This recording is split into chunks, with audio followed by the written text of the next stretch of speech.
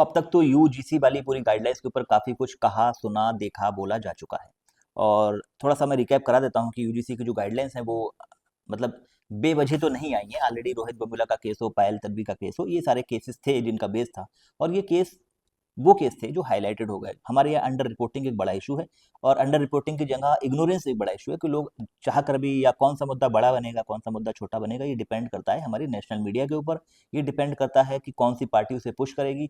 ये बात सही है, पॉइंट मेन था जो ट्रांसपेरेंसी को लेकर के था, कि कोई भी बंदा जब कोई एलिगेशन लगाता है तो बर्डन ऑफ प्रूफ उस एलिगेशन लगने वाले पे नहीं बल्कि लगाने वाले पे होना चाहिए।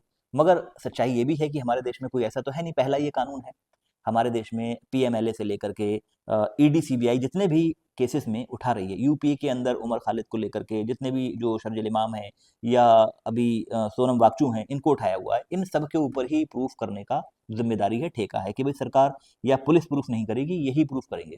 तो अगर इस बात को लेके कोई एलिगेशन लगा रहा है कि भाई जो यूजीसी की गाइडलाइन आई है उसमें प्रूफ जो है वो करना होगा उसको, जिसके ऊपर इल्जाम लगे हैं, तो हमारे देश में ऐसे कानून ऑलरेडी हैं जिसमें प्रूफ उसी को करना है, पीएमएलए में उसी को करना है, ईडी सीबीआई ने उसी में करना है। अब हुआ ये कि जो इसका जो पूरा रूल आया है, ये कानून ऐसा कुछ नहीं है, कानून नहीं है, और ना ही ऐसा है कि भाई ये बन गया तो इसे हटा नहीं जा सकता, और इसे पास करने के लिए ये सब कुछ चीज़ें नहीं हुई हैं। ये खाली एक गाइडलाइंस है, यूजीसी की रूलिंग है। यूजीसी जो हमारी यूनिवर्सिटी ग्रांट कमीशन एक ऑर्गेनाइजिंग बॉडी है जो 56 में बनी हुई, 1956 में। तो वो यूनिवर्सिटीज़ को कैसे रन कराना है सही तरीके से, और एक अच्छी बात भी है कि अगर यूनिवर्सिटीज़ के अंदर जो शिक्षा का मंदिर है, शिक्षा का केंद्र है, अगर वहाँ ही डिस्क्रिमिनेशन हो, वहाँ ही जात पात के नाम पे लोगों को सताया जाए, या वहाँ ही जो ओपन माइंडेड लोग ना पहुँचे, तो देश की आने वाली जनरेशन क्या करेगी। तो हुआ ये कि रोहित वेमुला और जो 2016 का केस था, और पायल तड़वी वाला 2019 मुंबई का केस था, ये केस सुप्रीम कोर्ट जाते हैं। सुप्रीम कोर्ट बोलता है यूजीसी को कि भाई आप इसके ऊपर कोई गाइडलाइन लेकर के आओ। इस तरीके से बच्चे सुसाइड कर रहे हैं, क्योंकि सुसाइड बोला गया था, और ये बोला गया था उसमें कि भाई सुसाइड करी है और इस वजह से करी, इनके साथ जातिगत भेदभाव हुए हैं। और सुप्रीम कोर्ट के ऑर्डर पर यूजीसी ने अपना एक रेगुलेशन बनाया 2025 में, मार्च अप्रैल के समथिंग, और 2026 में जनवरी में उन्होंने अप्लाई कर दिया। और अभी जो है उसमें 4 कैटेगरी उन्होंने बनाई है, ओबीसी, एससी एसटी, और दूसरा वर्सेस जनरल। ऐसा बोला जाता है कि जनरल वर्सेस कर दिए, जबकि जनरल के ऊपर भी एलिगेशन लगाए जा सकते हैं, मतलब जनरल को भी सताया जा सकता है, अत्याचार तो उनके खिलाफ भी हो सकते हैं। और इसके कुछ एग्जाम्पल भी देखने को मिले, लेकिन उतने नहीं मिले, क्योंकि हमने सारी जो मीडिया है उनको देखा, उन्होंने कि उनके पास सिर्फ 2 बड़े एग्जाम्पल थे, जो एक जेएनयू के अंदर नारे वगैरह ब्राह्मणों के खिलाफ लगाए गए, या फिर कश्मीर वाला वो एग्जाम्पल 1990 का देते हैं कि भाई कश्मीर से पंडितों को निकाल दिया गया। उसके उलट आप अगर सोशल मीडिया में देखो तो आए दिन एससी एसटी ओबीसी के खिलाफ अत्याचार होते हैं, हर दिन 4-5 खबरें आपको जो रिपोर्टिंग है, जो मीडिया में वायरल हो गई, वो दिख जाएंगी। सो ये बात बिल्कुल वाजिब नहीं है कि आप 2 केसेस को वर्सेस 1000 केसेस को कंपेयर करो कि भाई उनके खिलाफ भी तो हो रहा है ब्राह्मणों के खिलाफ, है ना? तो वो नहीं कर सकते। और इसमें एक सबसे बड़ी बात ये आई कि भाई जो शंभू कुमार सिंह नेशनल दस्तक के रिपोर्टर हैं, मैं उनकी वीडियो काफ़ी देखता हूँ, तो उन्होंने बोला था कि भाई जो मीडिया हाउस हैं वो सारे कवर हो चुके हैं ब्राह्मणों के थ्रू, जो अपर कास्ट हैं। और कई बार मुझे भी इस बात को लगता था कि क्योंकि वो दलित समाज से आते हैं, क्योंकि वो बैकवर्ड क्लास से आते हैं, तो वो इस बात का एलिगेशन लगा रहे हैं। लेकिन जिस तरीके से, जिस शिद्दत के साथ में, जिस वॉइस के साथ में ये मुद्दा उठाया जा रहा है, तो ऐसा लग रहा है कि आज पूरे देश में सबसे बड़ा मुद्दा ही यूजीसी रेगुलेशंस हैं, क्योंकि सारी मीडिया हाउसेस सब अपर क्लास के हाथ में हैं, तो इस वजह से ये मुद्दा सबसे बड़ा मुद्दा बन गया। So the learning point for you guys के आपकी आवाज़ कितनी मुखर है, ये इस बात से डिपेंड करेगा कि आपके पास कितने रिसोर्सेस हैं और आपके रिप्रेजेंटेशन किन किन जगहों पर है। मीडिया के अंदर रिप्रेजेंटेशन जिस समाज का ज़्यादा है, उस समाज के मुद्दे सबसे ज़्यादा मुखर तरीके से दिखाए भी जाते हैं, और उनका सोल्यूशन भी निकलेगा। ठीक है?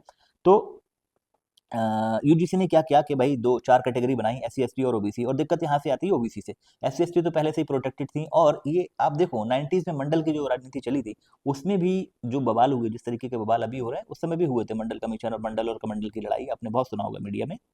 उसमें भी ये था कि भाई ओबीसी को रिजर्वेशन मिला, 27% रिजर्वेशन, तब जाके ये प्रदर्शन हुए। एससी एसटी का तो संविधान में ऑलरेडी था ही, तो एससी एसटी से अभी भी दिक्कत नहीं थी, उनको प्रोटेक्शन से दिक्कत नहीं, दिक्कत है ओबीसी से। और ओबीसी है हमारे देश में अराउंड 50%। लेकिन जो अपर कास्ट अपने आप को बता रहे हैं इस समय, अपर क्लास हमारे अगर देश में देखा जाए तो लगभग 16-17% है, मोटा मोटा माना जाए। और अगर इनका रिप्रेजेंटेशन देखो, क्योंकि मैं कई सारे रिपोर्टर्स को देख रहा हूँ, वो बोल रहे हैं कि भाई हमारे साथ तो अत्याचार हो रहा है, हम सरकार को आज तक, बीजेपी को स्पेशली बोल रहे हैं कि बीजेपी को आज तक वोट देते आए हैं, ब्राह्मण आपसे मांगते ही क्या है, क्षत्रिय आपसे मांगते ही क्या है। तो मैं उनको बता दूं कि आप अगर कुछ नहीं मांगते, उसके बाद भी 14%, 15% पॉपुलेशन है आपकी, और आपका representation of the politics, representation of the group A vacancies आपका 50% से ज़्यादा है, जबकि ओबीसी जो 50% है उनका 20-25% में झूल रहा है। देन एससी/एसटी का भी सेम है, मतलब हर तबका जो हमारे जो संविधान के हिसाब से रिजर्वेशन में या कैटेगरी में आता है, उस हर तबके के अंदर सबका रिप्रेजेंटेशन अंडर रिप्रेजेंटेशन है ना? और जो अपर कास्ट है उनका ओवर नहीं डबल ओवर है, ठीक है? हमारे देश में 43 सेंट्रल यूनिवर्सिटीज़ हैं, उन 43 सेंट्रल यूनिवर्सिटीज़ में 38 जो वाइस चांसलर हैं वो अपर कास्ट से आते हैं। और ये इनका कहना ये है कि भाई हमने सरकार से कुछ मांगा ही नहीं आज तक, सरकार को बस वोट देते आए हैं, पहली बार ऐसा हुआ है हमारे खिलाफ ये अत्याचार हो रहा है। तो जब आपने कुछ मांगा ही नहीं, जब सरकार ने आपको कुछ दिया ही नहीं, तो ये रिप्रेजेंटेशन ओवर इन्फ्लेटेड क्यों दिखाई पड़ रहा है हर जगह, मीडिया हाउस से लेके बिजनेस से लेकर हर जगह। अब ये बोलो कि भाई हम ब्राह्मण हैं, हम तो ऑलरेडी पैदा ही इंटेलिजेंट हुए हैं, तो उसी को तो टैकल करने के लिए कानून आया है। अब इनके कुछ सवाल हैं कि भाई बहुत सारे क्वेश्चंस उठाए गए, स्पेसिफिकली हम 2-3 ऐसे रिपोर्टर को जानते हैं, जो अपने आप को पहले तो बड़ा बोलते रहे कि भाई हमें तो मतलब नहीं, हम तो जातिवादी जो मानसिकता है उससे बहुत दूर हैं, हम तो वो सब कुछ करते नहीं हैं। और अब सबसे ज़्यादा मुखर उन्हीं की आवाज़ें हैं। आपने नाम सुना होगा, काफ़ी बड़े रिपोर्टर हैं, शुभांकर मिश्रा। शुभांकर मिश्रा ने बहुत सारे सवाल उठाए हैं और 2-3 दिन में लगभग 2-3 वीडियो इस पे बनाई हैं कि किस तरीके से हमारे साथ अत्याचार हो रहा है, किस तरीके से, मतलब यहाँ तक बोल दिया कि I am just feeling like a Jewish who live in Germany. मतलब इतना भी बड़ा कुछ यूजीसी का गाइडलाइन नहीं आ गई कि आपको जर्मनी के अंदर रहने वाले ज्यूइश से अपने आप को कंपेयर करना पड़े। बट क्या है कि बात छोटी हो चाहे बड़ी, हमारे ऊपर कैसे आ गई? इससे पहले कानून आए थे किसानों के खिलाफ। किसानों के खिलाफ कानून में यही लोग बोल रहे थे कि सरकार सही करना चाहती है, आपके भले के लिए कानून आए, आप नहीं समझ रहे हो। इसी और एनआरसी आया तो उसमें भी यही बात हो रही थी कि मुसलमान नहीं समझ पा रहे हैं, कानून तो बहुत अच्छे हैं। अब ये कह रहे हैं कि सरकार नहीं समझ पा रही है, कानून बहुत खराब है। तो इन्होंने बोला कि भाई जो इनके क्वेश्चन हैं, शुभांकर मिश्रा और इनके जैसे जो भी पत्रकार हैं, इनके जैसे से मुराद अपर कास्ट से जो आते हैं, इनके सवाल आप देखो, इनकी टोन ही बदल बदल बता रही है कि इनको कितनी दिक्कत है। तो इनका पहला तो ये है कि भाई आप ये बोलते हो कि हमें भेदभाव नहीं करते, हम तो आज की पीढ़ी हैं, हम इस बातों पे विश्वास नहीं करते। तो अगर आप इस बात पे विश्वास नहीं करते, आपको कोई मतलब ही नहीं है भेदभाव से, तो फिर आप डर क्यों रहे हो? आप इतना मुखर होके बोल क्यों रहे हो कि भाई ये तो अत्याचार है? मान लो मैं शराब नहीं पीता, तो मेरे शहर के अंदर गवर्नमेंट पॉलिसी लाए और ये बोले कि शराब 1 एमएल जो है वो 1 लाख की मिलेगी। भाई मुझे क्या प्रॉब्लम है? मैं तो प्रोटेस्ट नहीं करने वाला, मैं तो नहीं बोलूँगा कि 1 लाख की क्यों कर दी, क्योंकि मैं जब पीता ही नहीं हूँ, तो मुझे कोई मतलब नहीं, 1 लाख नहीं 2 लाख रुपए की 1 एमएल कर दो। तो पहले तो आप ये बोल क्यों रहे हो कि भाई ये बवाल हो गया, ये हो गया, वो हो गया और ये ट्रांसपेरेंसी नहीं है, ये नहीं है। ट्रांसपेरेंसी हमने बताया बहुत सारे केसेस में नहीं है। और ये जो आर्गुमेंट दे रहे हो कि केस का झूठा इस्तेमाल होगा इस कानून का, तो हमारे देश में ऐसा कौन-सा कानून है, जिसका इस्तेमाल झूठा या बेजा नहीं होता है ना? तो पहला इनका काम है, जो इनका आर्गुमेंट है कि भाई जो सर्विलांस का मूड हो जाएगा, हर समय हम जो ऐसे अपर क्लास में वो डरे हुए रहेंगे, कोई भी उन पे एलिगेशन लगा सकता है। तो ये ग्रुप है जो डरा हुआ रहेगा। तो this is again the article 14 equality before law, जो संविधान का आर्टिकल 14 है, जो कहता है कि कानून की नज़रों में सब बराबर हैं। तो ये उसके खिलाफ है। ठीक है, अच्छी बात है, उसके खिलाफ हम मानते हैं, लेकिन ऐसे तो बहुत सारे हमारे देश में चीज़ें हुई, मुसलमानों को हम एग्ज़ाम्पल अगर बनाएँ कि उनके खिलाफ तो इक्वालिटी बिफोर लॉ होती किधर है? कहाँ होता है आर्टिकल 14 जब मुसलमानों की बात आती है? एक बंदा रोड पे नमाज़ पढ़ लेता है, उसे जूतों से मारा जाता है। एक बंदा ही नहीं बल्कि पुलिस ऑफिसर मिलके रोड पे पूरे प्रदर्शन करते हैं। एक-एक हफ्ता 15-15 दिन रोड ब्लॉक करके रखते हैं। Where are the article 14 equality before law? फिर इनका कहना है कि भाई जो ये बात कह भी लो कि भेदभाव होता है, मान लिया, आजकल तो नहीं होता, तो हुआ होगा तो हमारे पूर्वजों ने करा होगा, तो पूर्वजों की सज़ा हमें क्यों मिल रही है? तो ये वाला जो आर्गुमेंट है, ये तो मुसलमान भी देते रहे हैं बेचारे हमेशा कि भाई बाबर ने, अकबर ने अगर कुछ किया है, तो उसकी सज़ा हमें क्यों मिल रही है? और भी इनके कई सारे आर्गुमेंट हैं कि भाई जो स्वर्ण होना है इस देश के अंदर अपराध है। मैंने पहले ही बताया, ये कह चुके हैं कि भाई हम ऐसा फ़ील कर रहे हैं कि हम जर्मनी में रह रहे हैं और हम ज्यूश हैं, इस यूजीसी लॉ की वजह से। मतलब ये ऐसे हैं जो मतलब हटाए भी जा सकते हैं, ठीक है? तो इन्हें बड़ा डर हो गया। फिर उन्होंने बोला कि टीचर जो है डर के माहौल में जिएगा, क्योंकि ये कानून जो है वो ये बोलते हैं, ये जो रूल्स हैं कि भाई टीचर भी अगर अपर कास्ट है और वो किसी स्टूडेंट के ऊपर अत्याचार कर रहा है, जबकि ये डेटा बता रहा है कि भाई 43 यूनिवर्सिटी में 38 अपर कास्ट के ही लोग बैठे हुए हैं, तो इसका मतलब है कि भेदभाव हो रहा है। इसका मतलब है इंटरव्यूज़ में अपनी मर्ज़ी से नंबर दिए जा रहे हैं। इसका मतलब है अभी मैं कुछ 2 महीने पहले एक और आर्टिकल पढ़ रहा था जिसमें ये बोला गया कि जो आईआईटी हैं, एक और बात आपको बता दूँ, ये यूजीसी जो है वो आईआईटी के वो रूल नहीं करती, आईआईटी को गवर्न नहीं करती, तो ये वो यूनिवर्सिटीज़ हैं जो यूजीसी के अंडर आती हैं। अभी आईआईटी के अंदर तो कोई कोई बात ही नहीं हो रही है। वो सारे जो प्रीमियम इंस्टीट्यूट्स अपने आप को बोलते हैं, वो सारे इससे फ्री हैं, वहाँ भेदभाव अभी भी बाकी है। और भेदभाव किस लेवल पर है? थोड़ा-सा डेटा बता दूँ आपको कि भाई जितनी भी बड़ी पोस्ट है, जो वाइस चांसलर की है, प्रोफ़ेसर की हैं, असिस्टेंट प्रोफ़ेसर्स की हैं, वो पोस्ट पे वैकेंसी आती हैं, लेकिन उनके नोटिफ़िकेशन इश्यू नहीं होते। तो जो एससी, एसटी, ओबीसी की जो वैकेंसीज़ हैं, वो खाली पड़ी रहती हैं। तो अगर मान लो आप जनरल वाली से भर तो नहीं सकते जनरल वाले जा करके, तो जहाँ पर भी जो वैकेंसी कोटा से आती है तो अब उनको खाली रखो, एटलीस्ट रिप्रेजेंटेशन नहीं देंगे। दूसरा क्या है कि जो पियोन की हैं, जो क्लीनर की हैं, जो दूसरी छोटी मतलब ग्रुप सी की, ग्रुप डी की वैकेंसीज हैं, वो जो रिजर्वेशन में वैकेंसी आती हैं S C S T OBC की, वो सारी फुल हैं। ये आईआईटी का मैं डेटा बता रहा हूँ, ठीक है।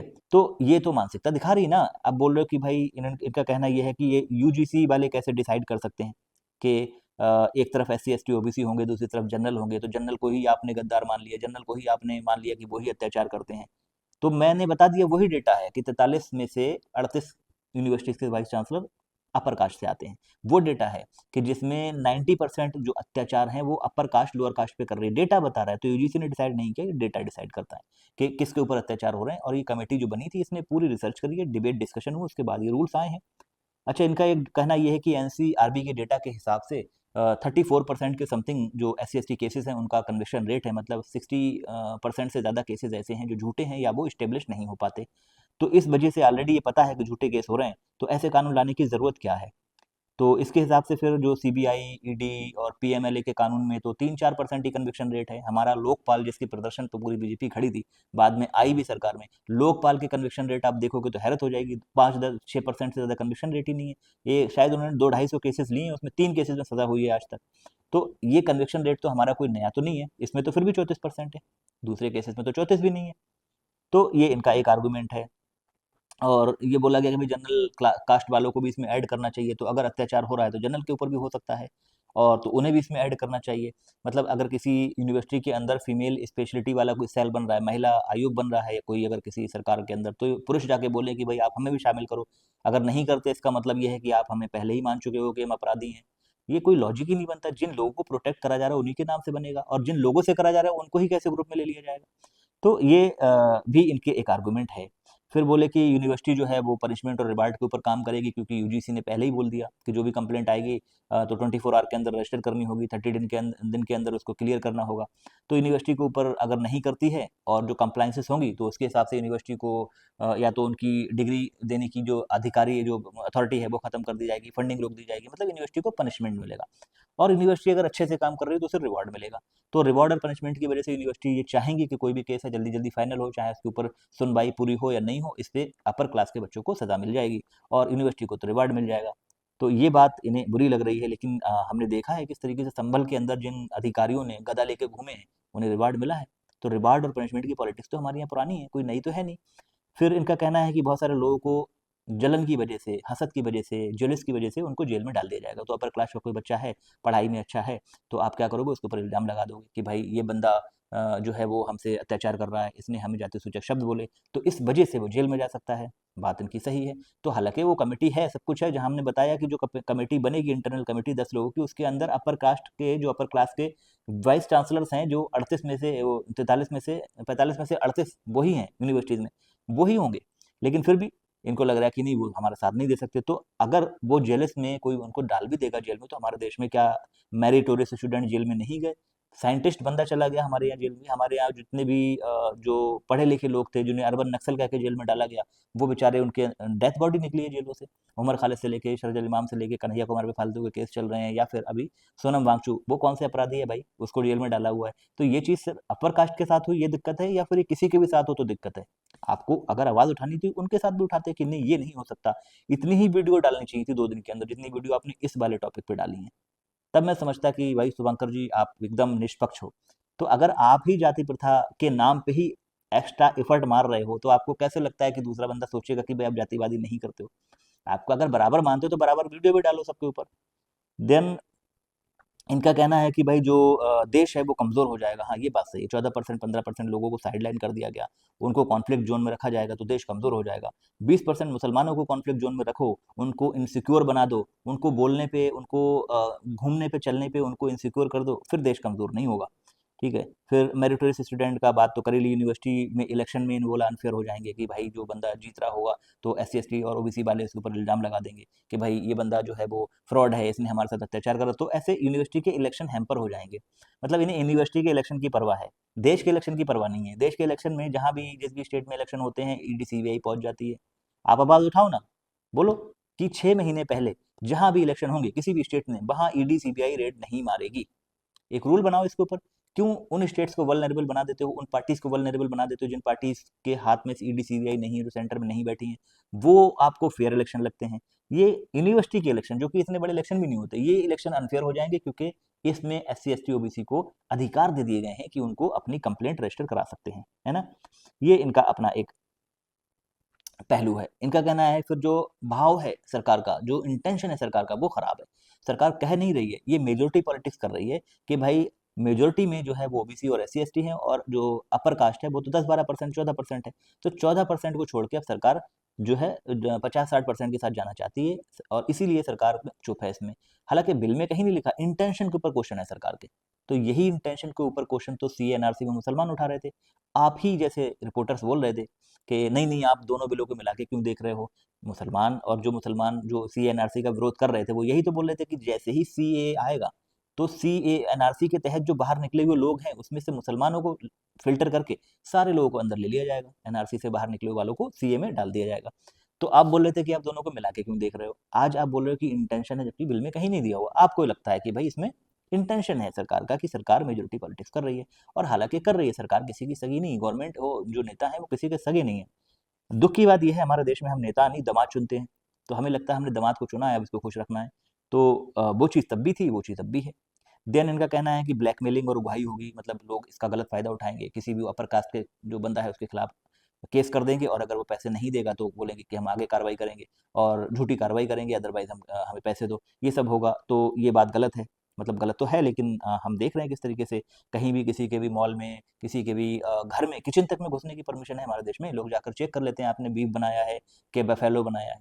तो ये जो ब्लैकमेलिंग है, और अगर आपने पैसे नहीं दिए उनको, तो आप चाहे अगर काम कर रहे हो मटन का, चिकन का, तो आपके ऊपर इल्जाम लगा के मारेंगे पीटेंगे। अगर आप पैसे दे दिए आपने, तो वो आप गौ रक्षा दल वाले जो ये कर रहे हैं, वो सारे ब्लैकमेलिंग नहीं करेंगे। तो ब्लैकमेलिंग तो हमारे देश में पुरानी चीज़ है, कोई नई चीज़ तो हो नहीं। तो ये आपको को आज ही क्यों दिखाई दे रही है, ठीक है। फिर इनका और सारी चीज़ें हैं, फिर उन्होंने सॉल्यूशन बताए हैं कि भाई हम चाहते हैं सरकार इस बात पे ध्यान दे, इन चीज़ों पे फोकस करे। अगर सरकार चाहती है कि भाई हम इस जो प्रॉब्लम है, जातिवाद भी है हमारे देश में, जातिवाद को ख़त्म करना है, तो पहला तो ये करे इस बिल को कि जो लोग कंप्लेंट कर रहे हैं, शिकायत कर रहे हैं, उनको एक शपथ पत्र लिख के देना होगा कि हम जो भी शिकायत कर रहे हैं, अगर ये शिकायत झूठी हुई, तो उस कंडीशन में हमारे खिलाफ ही केस होगा। और ये बात तो मेरी समझ आती है, लेकिन बात ये है, ये सारी चीज़ें फिर वो गौरक्षक दल वालों पे क्यों नहीं अप्लाई होती। बजरंग दल वालों पे किसी के भी घर में, किसी के भी होटल रेस्टोरेंट में घुस जाते हैं, तो उन पे भी अप्लाई होनी चाहिए ना। अगर वो इल्ज़ाम लगा रहे हैं कि ये बंदा बफेलो मीट नहीं खा रहा, ये चिकन, वो सॉरी, ये गौ माता का इसने शोषण किया, अत्याचार किया, या कुछ भी करा, आप जो भी इल्ज़ाम लगा रहे हैं, वो क्यों नहीं देते हैं लिख के। आपने इससे पहले कभी सवाल उठाया कि अगर किसी पे भी इल्ज़ाम लगा रहे हो, किसी को जिहादी बोल रहे हो, जो बड़े-बड़े नेता बोल रहे हैं, हमारे प्रधानमंत्री बोल रहे हैं कि ज़्यादा बच्चे वाले आपका मंगलसूत्र ले जाएँगे, किसने ले लिया मंगलसूत्र किसी का?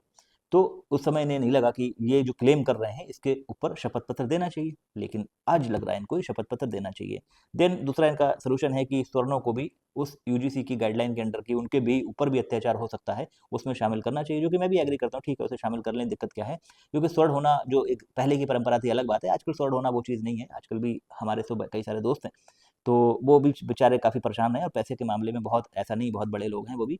ये हवाबाजी करते रहे हैं, जो भी 5-8% है, हर जो कौम का या हर कम्युनिटी का हिस्सा है, ये 2-4-5% जो हैं, वो उन्हीं का शोषण करके या उन्हीं के कंधों पे खड़े होकर के पैसा बना लेते हैं। बाकी वाले तो आम ही इंसान हैं। ठीक है, फिर उन्होंने बोला कि कास्ट न्यूट्रल लॉ होना चाहिए। तो ये कास्ट का जो भेदभाव है कि भाई एक बंदे को तो अलग रख दिया, उनको अत्याचारी मान लिया, और बाकी वालों को तो ये मान लिया कि भाई वो ही विक्टिम है, तो ये खत्म होना चाहिए। तो कास्ट न्यूट्रल लॉ होने चाहिए। अच्छा, इनसे पहले हम कहते रहे, या सारे लोग कहते रहे कि भाई रिलीजियस न्यूट्रल लॉ बनाओ। सीएए क्या है? जैसे ही दुनिया के, मतलब आसपास के जो देश हैं हमारे, वहाँ के लोग क्रिश्चियन, बौद्ध, सिख, पारसी, जैन आएंगे, वो तो सब सही हैं। मुसलमान आएंगे, उनको नहीं लोगे। तो ये कौन सा कास्ट न्यूट्रल या रिलीजियस न्यूट्रल लॉ था, उस पर आपने बात कभी नहीं करी। तो जो लॉ ऑलरेडी हमारे देश में सीएए है, वो बना ही धर्म के नाम पर है, मतलब धर्म का डिस्क्रिमिनेशन करने के लिए ही बना है। जिस तरीके से सीएए के तहत मुसलमान पाकिस्तान बांग्लादेश का प्रताड़ित नहीं हो सकता, इसलिए हमने सीएए से बाहर रखा उनको। तो इसीलिए तो फिर ये भी फार्मूला लगे, क्योंकि सदियों से जो लोग रूल करते आए हैं उनको, और बात सच भी है, आपने कोई भी केस नहीं देखा होगा किसी ब्राह्मण को, किसी अपर कास्ट वाले को इस वजह से पानी ना दिया हो कि तो छोटे कास्ट का है, इस वजह से बैठने ना दिया हो, क्योंकि ये हो ही नहीं सकता। ये हो ही नहीं सकता। कैसे, किस बेस पे उनको डिस्क्रिमिनेट करेंगे? मारपीट, लड़ाई झगड़े अलग बात है। तो this was the whole thing जो हमने इसमें कोशिश करी है। अच्छा, सरकार का भी पक्ष आ गया, निशिकांत दुबे कह रहे हैं कि भाई हमने तो ब्राह्मणों के खिलाफ कोई काम नहीं करा है या अपर कास्ट के खिलाफ हमने तो 10% ईडब्ल्यूएस कोटा दिया है। सरकार देखो मेजोरिटी की बात करेगी। हिंदू मुस्लिम में उन्हें लग रहा था कि हिंदू बड़ा ग्रुप है और मुसलमान छोटे हैं और इससे वोट आ रहे हैं, तो उससे उन्होंने वोट ले लिए। अब उन्हें लग रहा है अपर कास्ट और लोअर कास्ट में जो ओबीसी वगैरह है, बैकवर्ड क्लासेस हैं, उसके अंदर अब स्वर्णों का वोट कम है और इनका ज़्यादा है, तो स्वर्णों की तरफ जाके फायदा तो कुछ है नहीं। ये हाँ, इनसे सीट तो आने वाली नहीं है, तो अब जो है OBC S C S T को साधने की कोशिश करी गई। तो सरकार तो सीट बचाने के लिए, कुर्सी पे सत्ता पे आने के लिए काम कर रही है, और आप भी वही कर रहे थे, आपको भी तो पावर ही चाहिए थी ना। अब जब आपके ऊपर पड़ी तो आपको लग रहा है कि ये तो मेजोरिटी पॉलिटिक्स हो रही है। ये बात तो देश को सबसे पहले पता है कि मेजोरिटी पॉलिटिक्स हो रही है और होती रहेगी और होगी ही। दुनिया वो हमारे देश के अंदर सारी party, Congress, BJP, SP, MP, जितनी भी पार्टी हैं, वो सारी मेजोरिटी पॉलिटिक्स ही करती हैं, क्योंकि उन्हें तुमसे और मुझसे मोहब्बत नहीं है। मुसलमानों के खिलाफ जितने भी नेता बीजेपी की गाली देते हैं, उनकी पर्सनल लड़ाई नहीं है, अपनी लड़कियां दी है उन्होंने।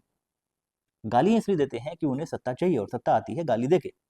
तो चाहे वो गाली मुसलमानों को देनी पड़े या उनका साथ छोड़ना पड़े या उनको क्रिटिसाइज करना पड़े, फिर चाहे स्वर्ण को करना पड़े, जो लोग सत्ता में बैठे हैं उन्हें कुर्सी चाहिए, उन्हें कोई बंदे कोई लोग नहीं चाहिए।